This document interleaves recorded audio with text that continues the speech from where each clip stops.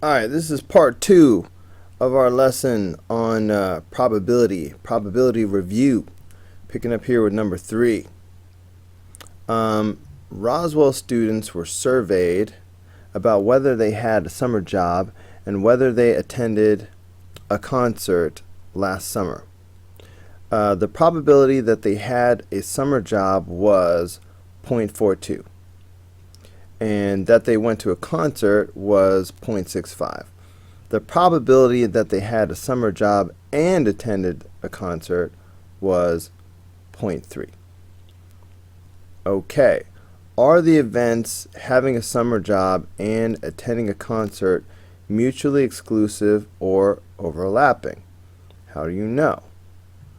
Well, obviously it's overlapping because they mention that the probability that they had a summer job and attended a concert was 30%.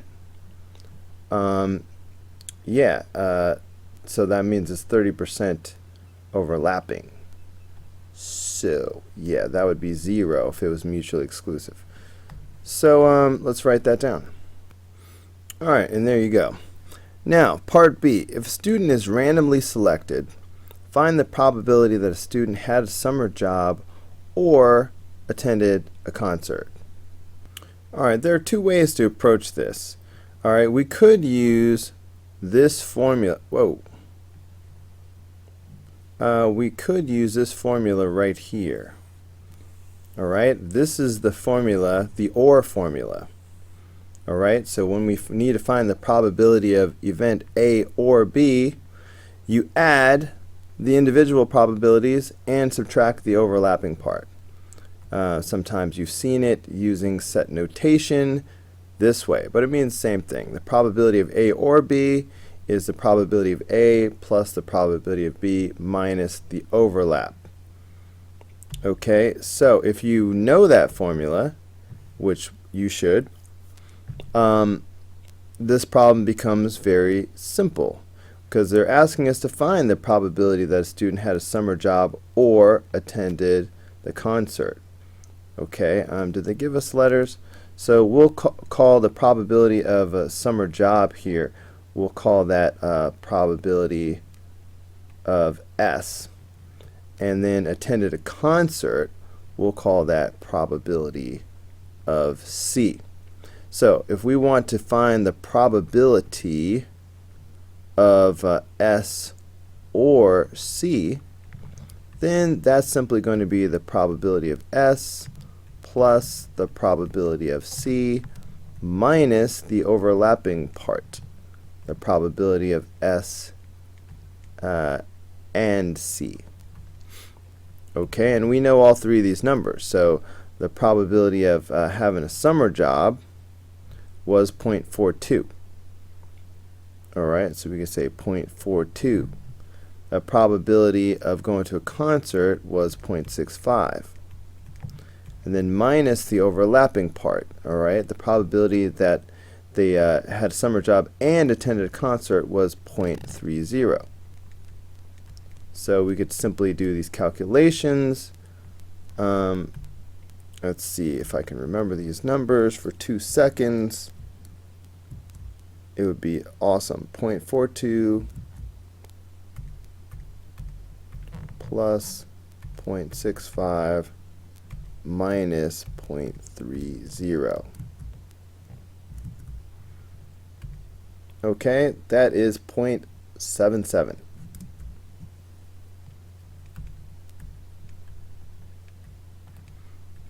Okay, so that is going to be the answer, 0.77 or 77%. So that's one way to do it using the formula. Another way to do it is to make a Venn diagram. Okay, so if we look at it like a Venn diagram, then we can put some probabilities in here. And let's see. The probability that they had a summer job, I probably should have used J instead of asked J for job. Anyway, too late now, was 0.42. So I'm not going to put this in here because that would mean summer job only. So I'm just going to put it temporarily out here. So 0.42 for the whole circle. Went to a concert, 0.65. Okay, and then the probability that they did both was 0.30, which would go right here. So like we saw before, it will be useful to find the numbers that go in summer job only and concert only. So to find that, I need to subtract. So 0.42 minus 0.30, that's 0.12. Similarly, 0.65 minus 0.30 is 0.35. So again, if I add up the 0.12 and the 0.30, if I add these two up, I get the total of the blue circle. If I add these two up, I get the total of the red circle. So you sort of can check your work that way. Alright, so I'm just going to sort of erase these numbers that don't really go here. If I wanted to, I could find the number that goes out here. Maybe I should. If I add these three numbers up, which is what they asked us to find, was the the probability of S or C, which is the sum. It's the union. It's going to be all of these put together. All right. So if I add up these three numbers, 0.12, 0.30, and 0.35.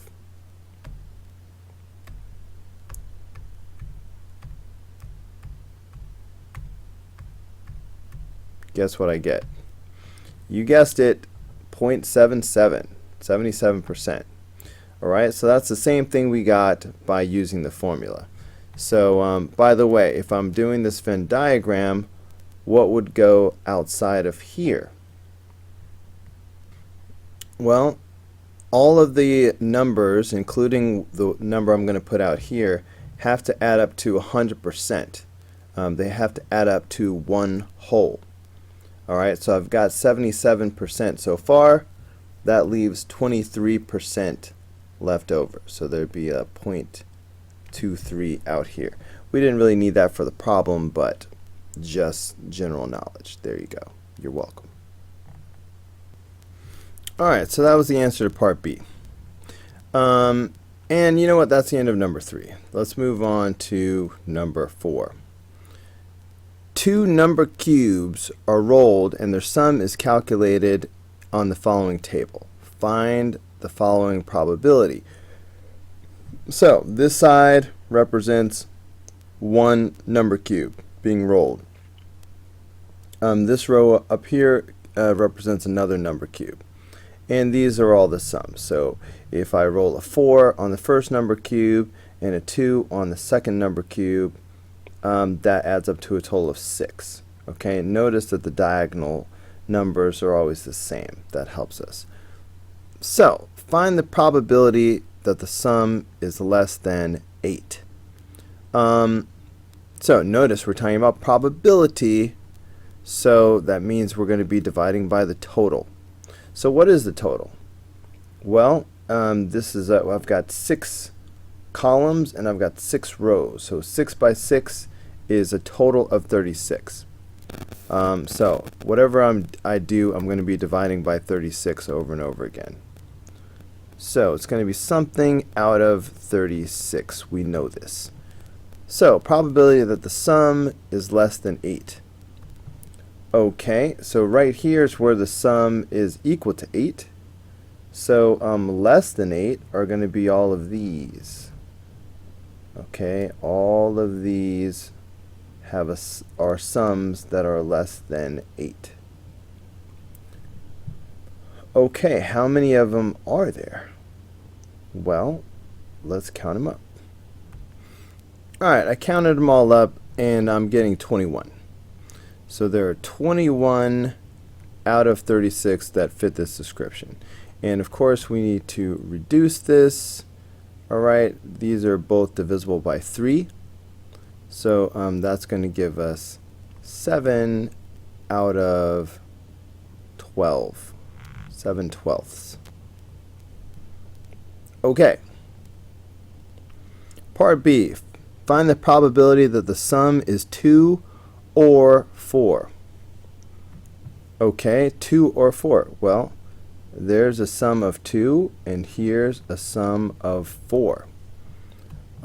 So all of those count because we're doing OR. So there's 4 of those. So we're talking about a probability of 4 out of 36. Both of these are divisible by 4, so that's going to be 1/9 when you reduce. Alright, part C. Probability that the sum is even or less than 6. Okay, well, even are these 2, 4, 6, 8.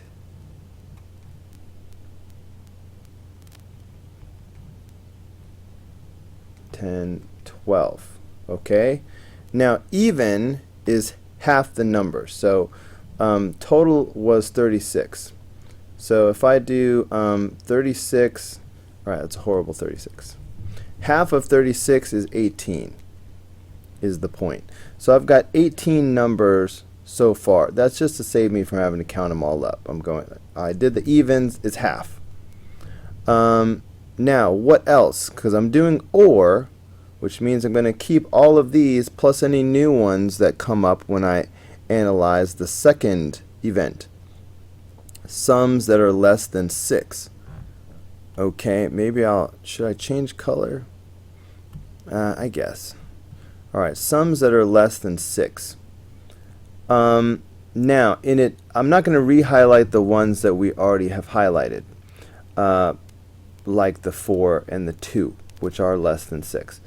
So, but the new ones are going to be these ones that I'm also highlighting in blue. Alright, so the yellow ones were even, and the blue ones are the ones that are less than 6. Alright, but I'm not worrying about the ones I've already highlighted because I want them all. So let's see. So I had my 18, and now I've added to that 1, 2, 3, 4, 5, 6 more. Alright, that's just to save me from counting up too much. So that's going to be what, 24. Okay, so 24 numbers are either even or less than 6. And 24 sums. So anyway, so we're talking about 24 out of 36. Okay, both of these are divisible by 4. So that's going to be 6 over 9. 12. Both of these are divisible by 12. So that's going to be 2/3. Okay, once you reduce it. Alright, let's take a look at D.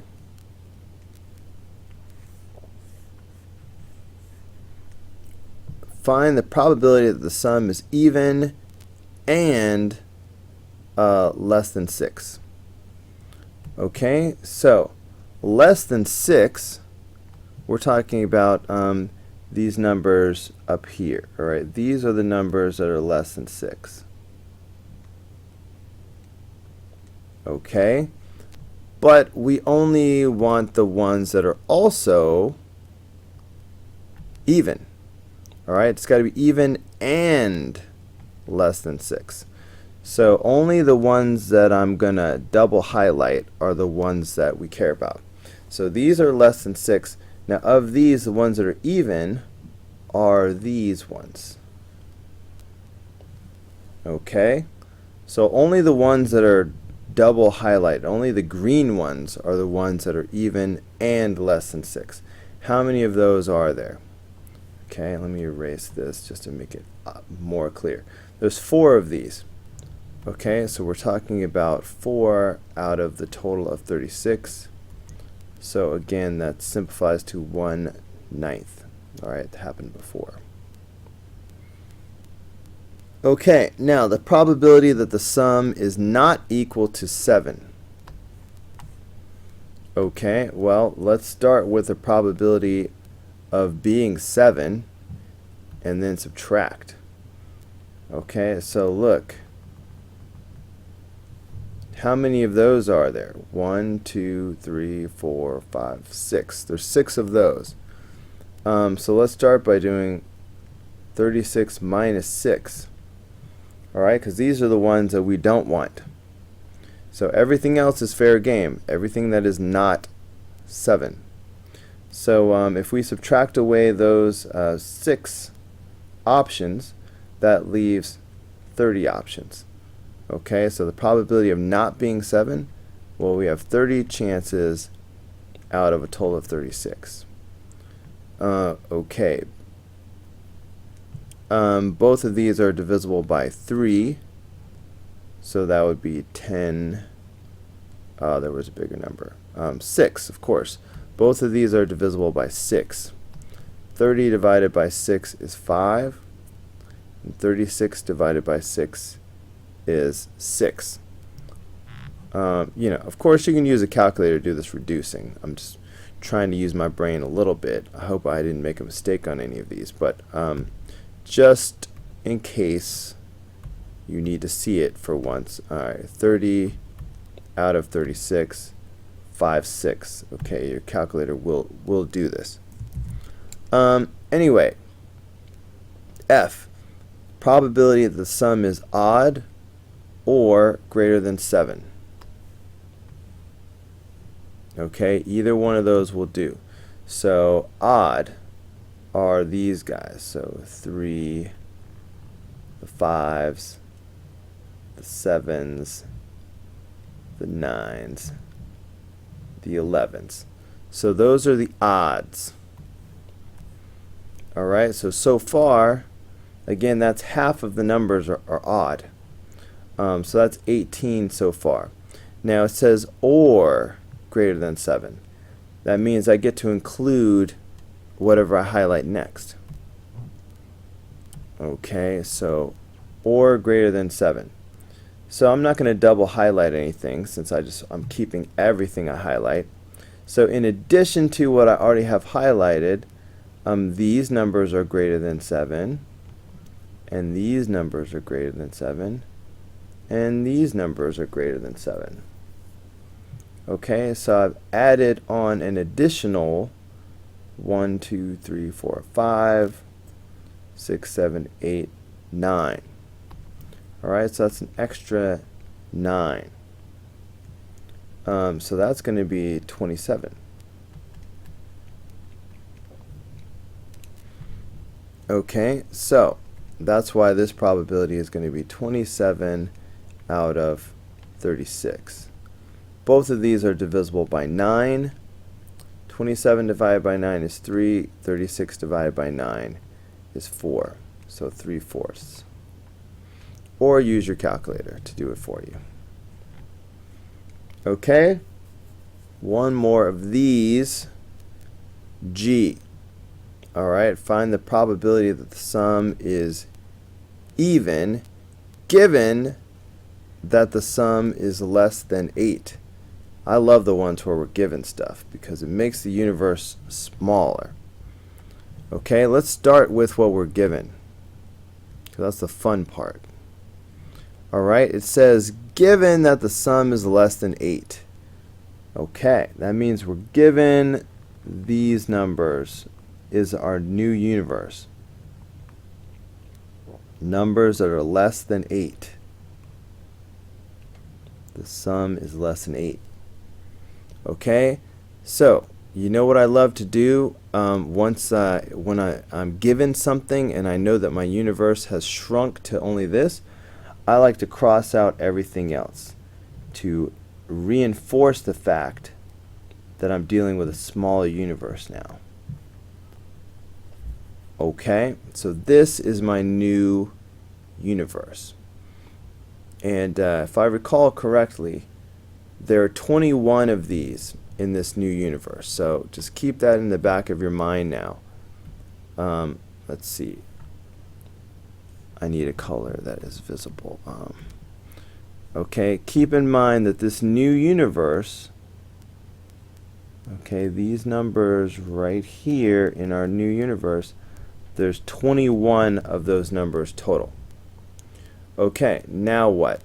So given that this is my new universe of 21, not 36, now I'm going to look and see what's the probability that the sum is even. Okay, so I'm going to go back and look at how many of these are even.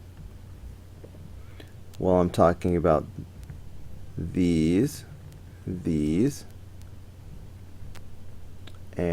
these. Okay, are the ones that are even. So, how many of those are there? Let's see. 1, 2, 3, 4, 5, 6, 7, 8, 9. So 9 out of 21.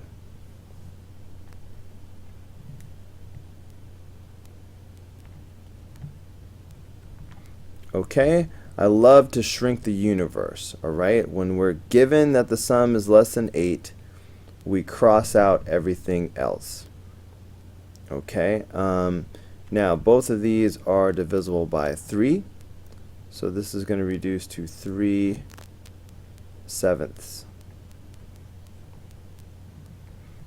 Okay, so that is it for number 4. Alright, number 5. Alright, we have some Venn diagrams here to deal with for number 5 and 6. So if we want to find the probability of y, well, from the diagram, well, maybe not from the diagram. I've started to say from the diagram we need to figure out what the total is. But the total has to be 1, 100%. So notice that if you add up all of these numbers, I'm going to try to do this off to the side here. Yeah, if you add up all these numbers, we've got 0.4 plus, hold on, I want a clear screen. So if we do 0.4 plus 0.12 plus 0.3, and of course the outside part here plus 0.18.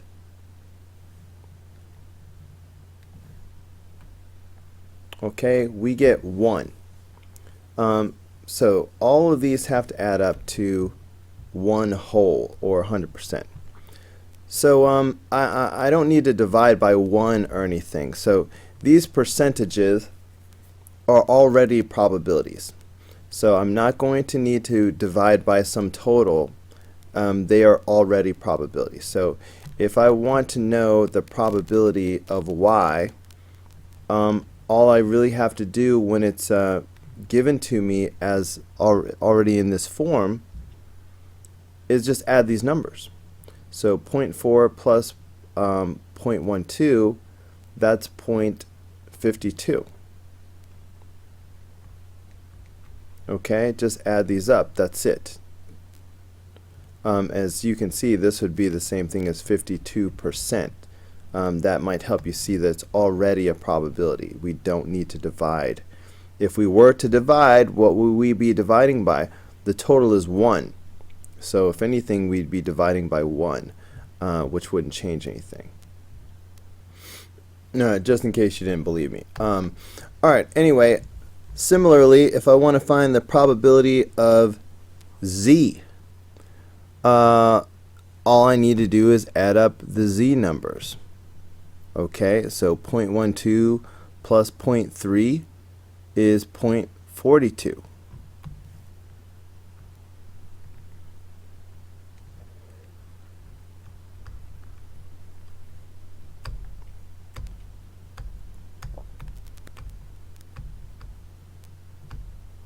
Okay, so easy peasy.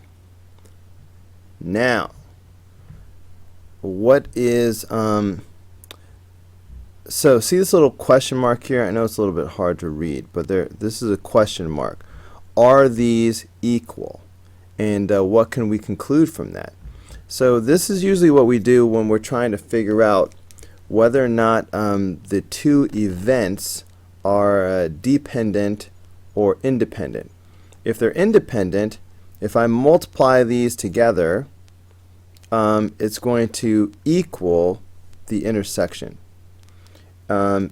If I multiply these two together and it's not equal, then that would mean that they are dependent. So let's check it out.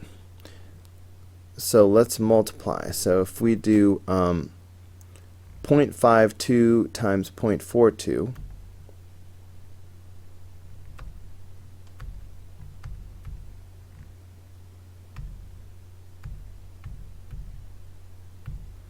we get 0.2184.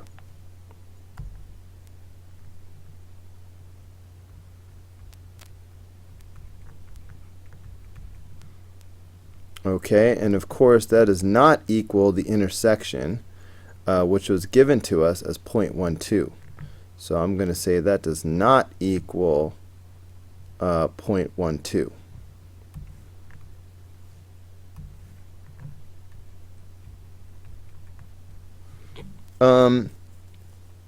So what does that mean? That means these are dependent. Okay, and now I realize I didn't seem to really ask whether it's dependent or independent, but on the test we probably will ask that. So because that's the point of checking this. So these would be dependent. They are not. If they were independent, these would equal each other.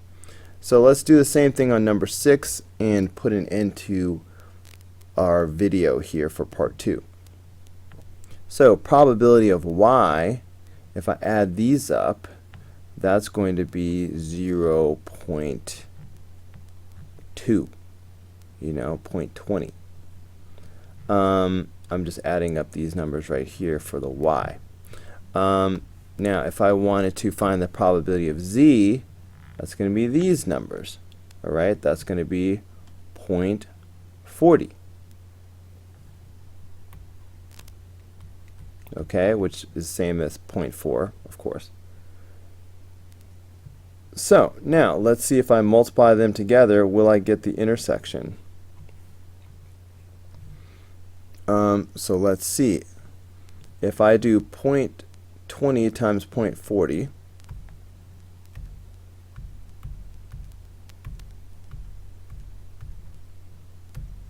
I get 0.08.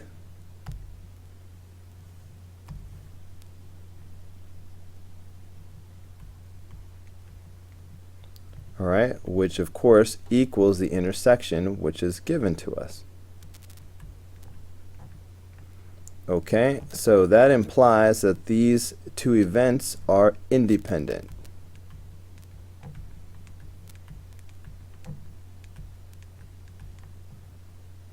Okay, that's plenty for one video, so that'll be the end of part 2.